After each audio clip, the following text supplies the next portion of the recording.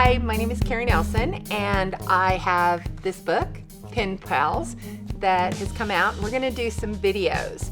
As you can see from what's on the table, hi, my name is Carrie, and I might have a pincushion problem.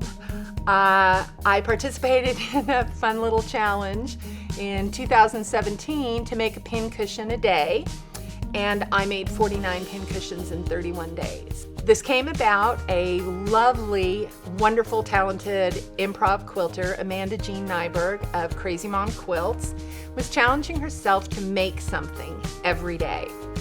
And I thought that would be a lot of fun. It's a great way to get a creative spark, especially if you're kind of lost your mojo a little bit, or you have a lot of scraps you want to use up. So I started sewing along, and I'll tell you that some days I had a plan, some days I had no plan. Some days I had a plan that quickly realized it was a bad idea. So switched, adjusted, and wound up having so much fun because there was the gratification of finishing something every day, making something small that I could use as a gift. Okay, you use up some scraps. The problem is you're going to start saving smaller and smaller pieces, so you're not going to use up as many as you think, but you will, and you're going to have fun.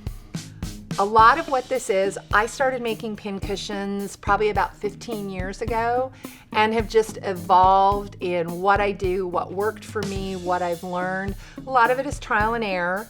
I think the most fun is it doesn't have to be perfect, but you get to sew something every day.